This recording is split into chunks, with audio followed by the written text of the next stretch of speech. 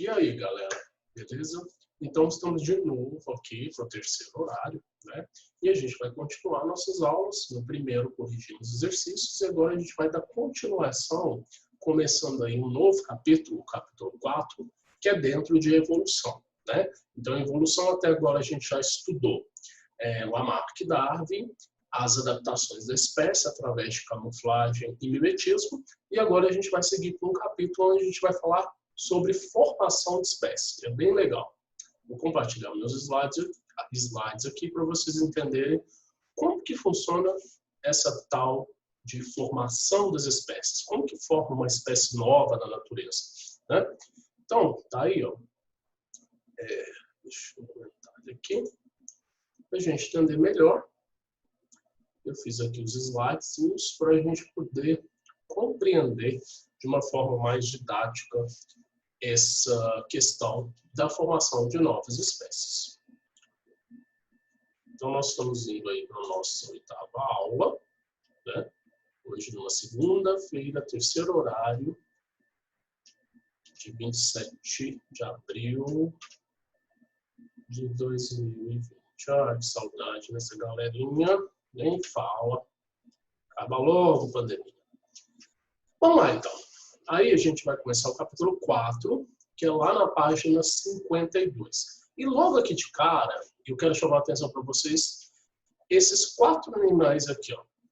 Eles foram colocados aqui com essa espécie de ramo aqui, né, que nós vamos ver daqui a pouco, que chama árvore filogenética, que quer dizer que esses animais têm algum grau de parentesco.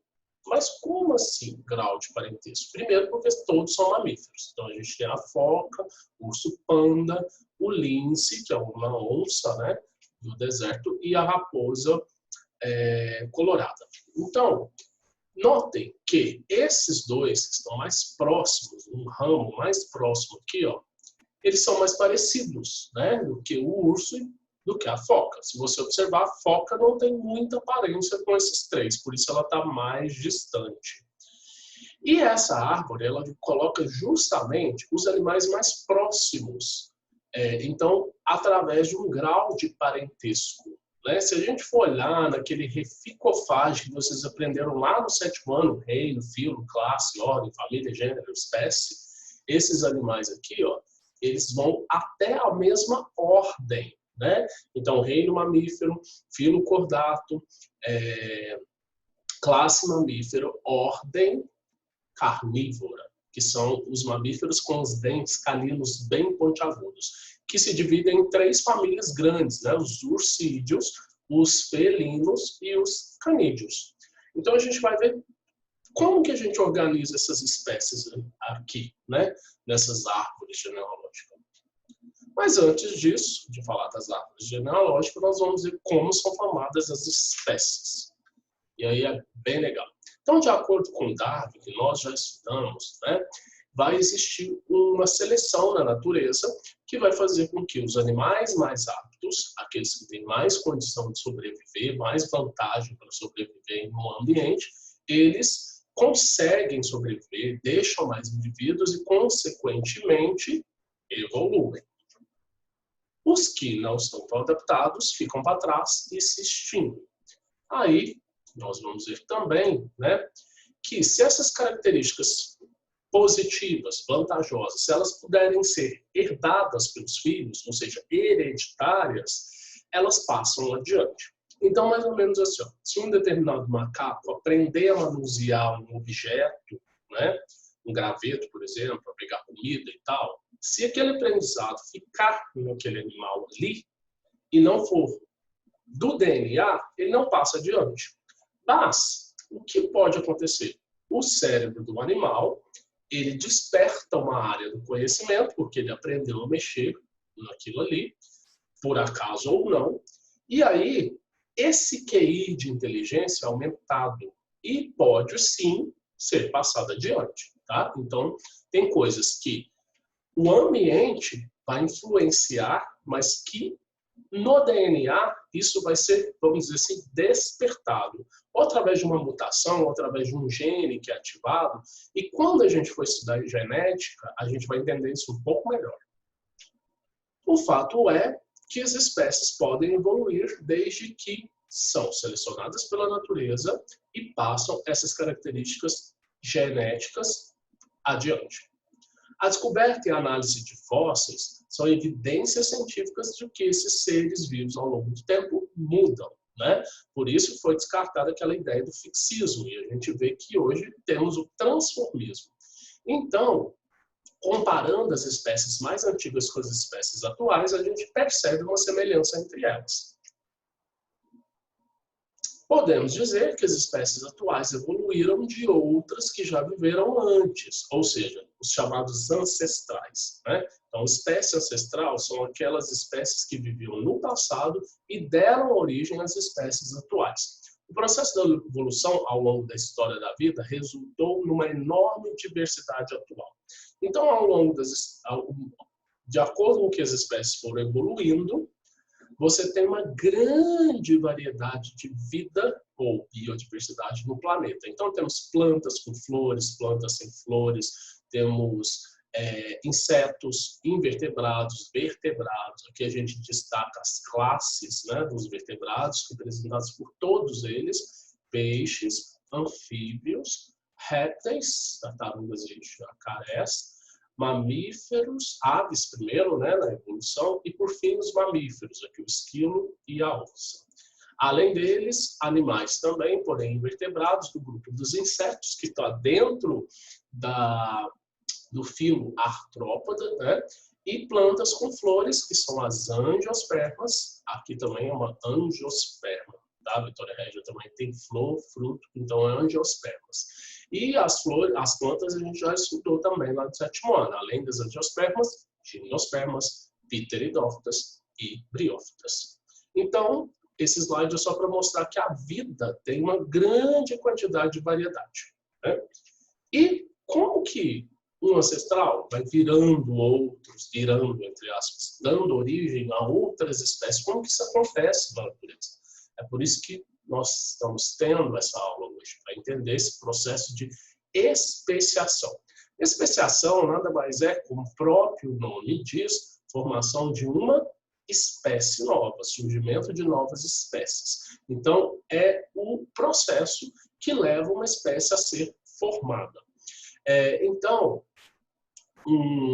a gente vai ver aqui um esqueminha para mostrar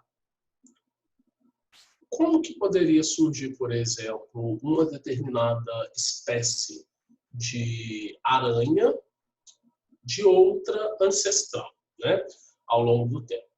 Mais ou menos assim, para que aconteça uma especiação, tem que acontecer uma separação de um grupo, então um grupo todo mundo igual ou semelhante, tem as variações, como a gente viu as girafas, pescoço médio, curto, tem as suas diversidades no grupo, e esse grupo é separado por algum motivo, geralmente uma barreira geográfica.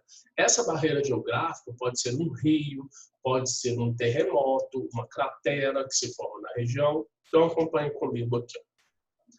Reparem que essas aranhas têm uma variação, né? Vermelhas, amarelas, laranjas, enfim. Mas é um grupo onde todas constituem uma espécie só. Poderia ser como cães, em que você tem as raças, né? Aí você tem Pinscher, você tem Doberman, você tem vira-lata, você tem, enfim, maltês e dálmata e tal. Tem variações, mas todos são cães. Aqui também tem variações de cor, mas todas são aranhas. Mas, de repente, por exemplo, surge um rio aqui. Surge um rio? Pode ser, por exemplo, movimentos de placas tectônicas afastam e dá entrada para um curso de água ali entre o grupo das aranhas, né?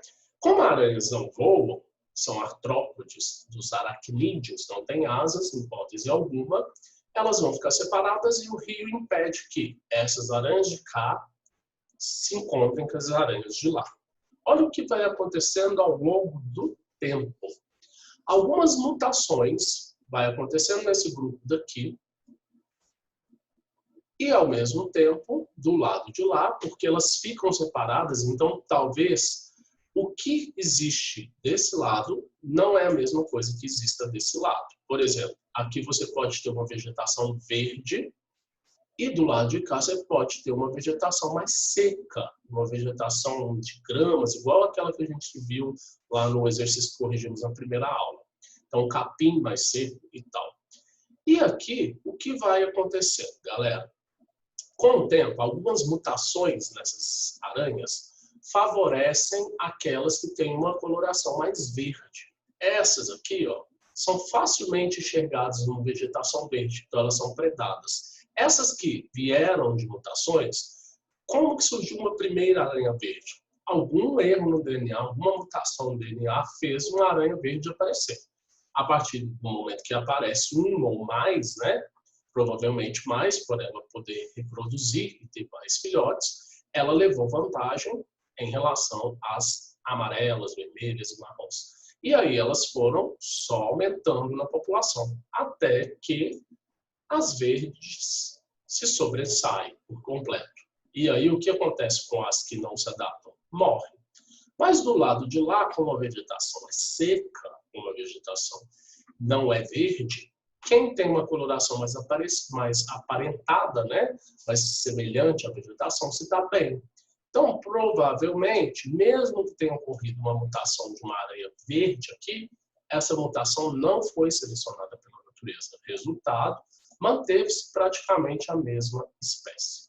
O que acontece, então, se, por exemplo, um biólogo pegar aranhas verdes que estavam lá daquele lado e juntar com essas aranhas vermelhas, amarelas, né? Agora, elas eram a mesma espécie, mas milhares de anos, a gente não está falando de 5 anos, 10 anos, a gente está falando de centenas ou milhares de anos, fizeram com que essas aranhas se tornassem muito diferentes. Elas podem, inclusive, ter hábitos diferentes. Umas caçam durante o dia, outras caçam durante a noite. Ficam tão diferentes que elas começam a não se reconhecer mais como a mesma espécie. E aí vem a especiação. Essa daqui não cruza mais com essa. Então, são duas espécies diferentes. Deu para entender? Então, olha só. As diferenças vão se acumulando, né? Que diferenças podem ser essas? Diferenças variadas. Alimentação, porque talvez os insetos que as aranhas encontram no lado da vegetação e as outras não são os mesmos insetos. E essas diferenças acumulando geram novas espécies. Aqui também a gente tem um ancestral comum de borboletas, foram separadas por algum motivo, né? E aí elas vão, ao longo do tempo, acumulando diferenças, né? Embora elas tenham aparências muito semelhantes, né?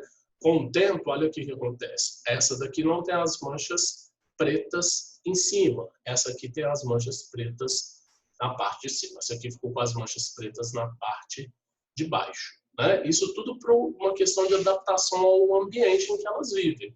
Olha o ancestral comum. Ela tinha praticamente as 4 asas pretas. Borboletas são insetos com 4 asas, tá?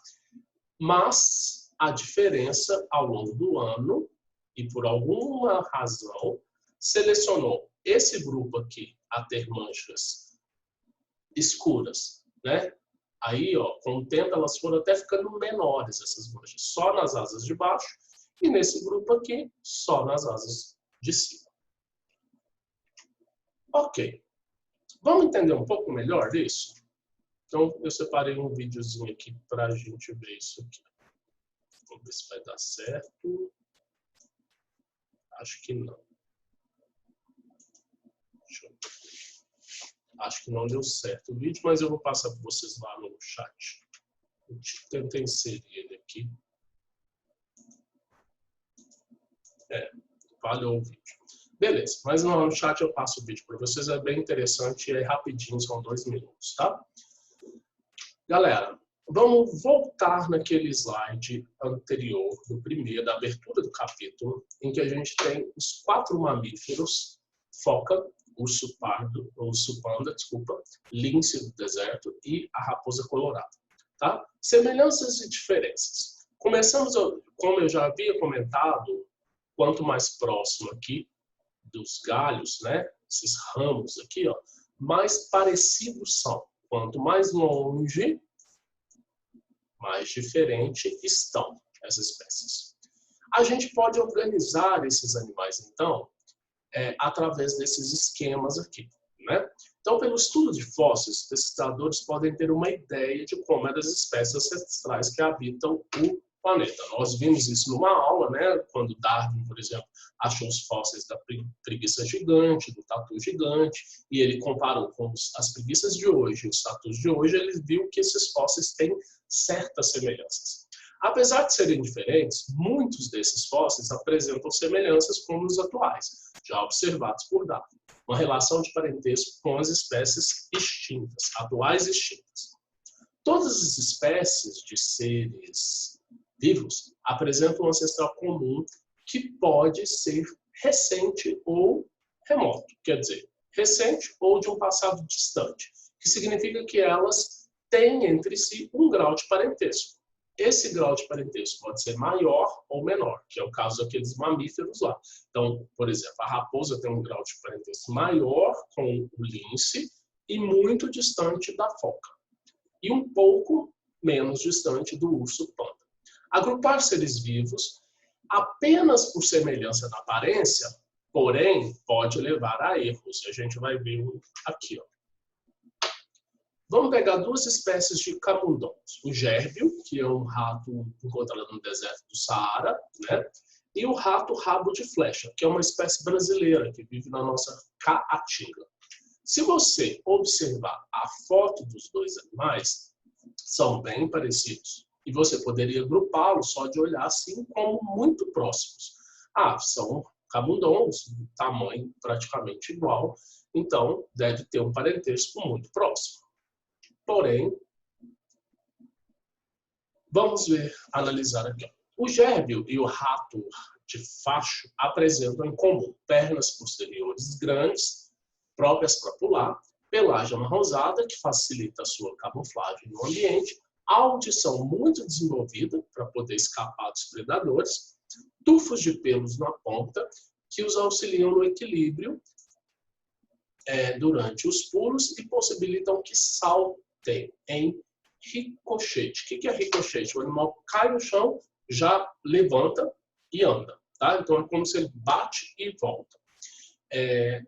E aí, meninos, como é que a gente pode explicar tantas semelhanças, já que eles não são parentes tão próximos assim?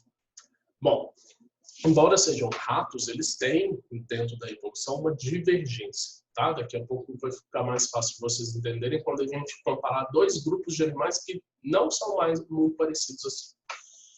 No caso, eles vivem em ambientes parecidos. E para se adaptar a esses ambientes, eles têm essas características aqui, ó, que permite camuflar, que permite ouvir os predadores, que permite fugir rápido, né? Então, por isso, tanta semelhança, embora não sejam tão parentes próximos assim, tá? Então, aqui está a fotinho do gérbio e aqui a fotinho desse rato, cuja a gente chama rabo de facho. Agora vamos entender um pouco mais disso. Poderíamos apontar semelhanças entre baleias e tubarões, mas enquanto o primeiro é um mamífero, o segundo é um peixe. Então, se a gente olhar a anatomia do corpo da baleia com o tubarão, tem algumas semelhanças. Olha só, nadadeiras na frente, cauda, né, com duas pontas, uma barbatana do tubarão é maior, mas existem muitas semelhanças, embora o tubarão seja carnívoro, com vários dentes na boca, a baleia é um animal basicamente filtrador. Mas concorda comigo que, em termos do corpo, são muito semelhantes. Só que a baleia é um mamífero, o tubarão é um peixe. Por que então eles têm tantas semelhanças? Porque ambos estão vivendo aonde? No ambiente aquático. E a hidrodinâmica, quer dizer, o corpo adaptado à natação, né, à água, faz com que essas espécies sejam semelhantes, tá? mas não entra o grau de parentesco. Eles têm um grau de parentesco muito pequeno. São vertebrados, mas cada um está num grupo muito diferente. Peixe e mamífero. Tá? Então, o que quer dizer? Algumas espécies são aparentadas por viverem no mesmo ambiente. Elas têm certas semelhanças, mas isso não é importante para a evolução. Para a evolução, é importante observar as características dos animais, dos grupos de animais. Tipo, se são mamíferos, são próximos. Se são peixes, são próximos. Mas um mamífero não está próximo de um peixe. Isso é importante, mesmo que se pareçam por causa de adaptações ao ambiente. Novidades evolutivas. O que seriam essas novidades evolutivas? Veja duas fotografias a seguir. Se você acha que os dois animais são aparentados, eles poderiam pertencer ao mesmo grupo de animais? Dá uma olhada aí. O coelho tem orelhas compridas. Esse é um ouriço, né? O ouriço europeu. Não tem orelhas compridas, orelhas curtas. Pelo fofo, pelo cheio de espinhos. Nariz curtinho, focinho mais longo. Olhando assim, você acharia que um tubarão e baleia tem muito mais semelhanças do que um ouriço e um coelho. Concorda comigo? O coelho, por exemplo, tem patas longas, né? Na verdade não é um coelho, uma lebre. Patas longas. O ouriço, patas curtinhas. Mas o coelho e o ouriço são muito mais próximos evolutivamente do que o tubarão e a baleia, com todas as suas semelhanças. Isso porque os dois são mamíferos. E como que eu coloco um monte de animal que às vezes é tão diferente, como cachorro, gato, gambá, baleia, ser humano, morcego, no mesmo grupo? Por que a gente faz isso, né? São tão diferentes? Não tão diferentes assim. Mamíferos são classificados assim porque eles têm duas características muito importantes. Pelos e amamentam seus filhotes com leite. A maioria tem as glândulas mamárias, né? Grande maioria, 99% dos mamíferos tem as glândulas mamárias, que dá o nome à classe, mamíferos. Ou então, amamentam de leite, mamam. As baleias têm pelos? Sim. Embora pelos curtíssimos, principalmente na face, elas têm bigodes, que são pelos. Os golfinhos também têm eles, principalmente quando são filhotes, são maiores deles. Dá uma olhada nessa foto. Aí a gente vê os mamíferos amamentando de leite. Um ser humano, uma égua e um cachorro, né? Uma cadela, aí amamentando seus filhotes. Então, essa foto mostra claramente que eles compartilham essa característica de amamentar seus filhotes com leite. E para quem duvida, as baleias mamam. Só que tem uma curiosidade. A baleia não tem mama. Ela solta jatos de leite na água e o filhote, ele dissolvido na água, o filhote engole esse leite, tá? Mas ela produz leite, assim como os golfinhos, que também são mamíferos. Boto, não são peixes. Somente após terem sido feitos estudos e comparações com os demais animais conhecidos é que se concluiu a presença de mamas, que é uma coisa exclusiva da classe dos mamíferos. Características exclusivas que definem os grupos são chamadas novidades evolutivas. Então, por exemplo, nesse grupo de vertebrados, mamíferos, pelos e mamas são características de determinadas espécies ancestral que permaneceram em todas as espécies que evoluíram a partir dela, até a atualidade. Então, um fóssil lá que tinha essas características preservou ela em todo o grupo. Por isso, todo esse grupo pode ser colocado como parentesco semelhante. Aí, fotos de vários mamíferos, né? Vamos ver alguns aqui. Canguru, chimpanzé, golfinho, cavalo, ecdna, que é um dos pouquíssimos mamíferos que bota ovo e tem bico de pato, como ornitorrinco, do mesmo grupo de mamíferos. Elefante, morcego, que é o único mamífero que voa, urso polar e aorta. Hoje, é mais comum representar a evolução dos seres vivos com figuras mais simples, como as que serão mostradas. Peraí, que eu acho que está faltando. Não, tá certo. Ó. Então, para a gente entender os graus de parentesco, a gente tem aqui, ó, peixes, anfíbios, répteis, mamíferos, répteis e aves. Então, a gente tem aqui uma árvore filogenética mostrando um ancestral comum de todos os vertebrados. À medida que vai havendo especiação, é dividido um ramo aqui, ó, tá? Então, por exemplo, o primeiro ancestral de vertebrados origina primeiramente os peixes, depois anfíbios, tartarugas, mamíferos, lagartos e cobras, crocodilos, aves. Na árvore filogenética apresentada acima, há um ancestral A, que é comum a todos os mamíferos, tá aqui ele, né? Todos os animais, desculpa. Dele surgiram os peixes, e o ancestral B, que é comum a todos os demais grupos de vertebrados. Então, o ancestral B tá aqui, também é comum a todos os vertebrados. Da mesma maneira, desse novo ancestral surgiram os anfíbios e o ancestral dos demais grupos de animais C. Então, aqui vai surgir os anfíbios, ok? E os demais animais a partir de C. E por aí vai. Ok. O que são árvores filogenéticas, né? A gente já viu aquela árvore filogenética lá. A árvore filogenética, elas são representações de parentesco entre os animais. Então, aqui a gente tem a primeira que surgiu. Essas árvores têm o nome filogenética, porque a palavra filogenia, do grego, significa raça, grupo. Então, explica a origem das espécies dentro de seus grupos, tá? Então, a árvore filogenética chama árvore porque realmente, ó, tem um tronco e vai ramificando em galhos. Os galhos mostram os parentescos. A primeira árvore filogenética foi proposta, né, em 1856. Pelo naturalista Ernest Haeckel. E aí a gente tem a nossa árvore filogenética.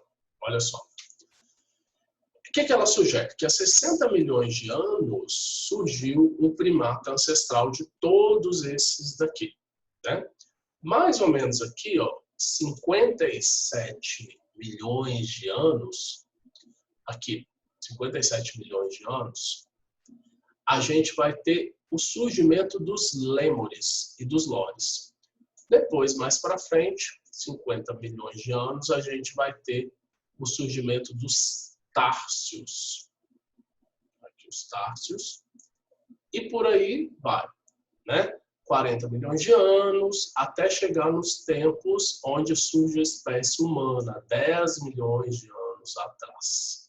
Então, quer dizer, há mais tempo, né, surgiram os macacos que originaram, que tem um parentesco comum, né, algum ancestral comum aqui, o primata ancestral, e aí foram surgindo os ramos através de especiações. Então, cada especiação que vai surgindo aqui, ó, vai originar um grupo de primatas, né? Uma família de primatas, vamos dizer assim.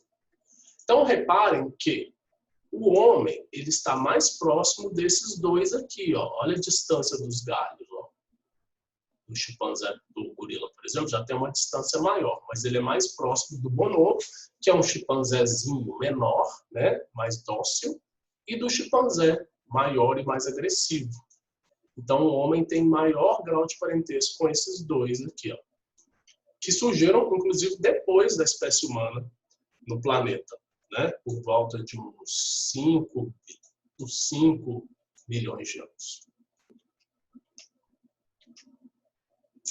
Então, galerinha, na próxima aula a gente vai finalizar esse assunto de evolução e vamos fazer exercícios, eu vou fazer aqui com vocês no chat, sobre essa matéria, beleza? Aí vocês vão tirar dúvidas. Agora a gente vai para o chat para a gente poder tirar a dúvida dessa parte, entender melhor essa questão. Vou deixar o vídeo lá, inclusive, que eu tentei passar aqui e não consegui, mas é isso aí, tá? Vamos para lá agora.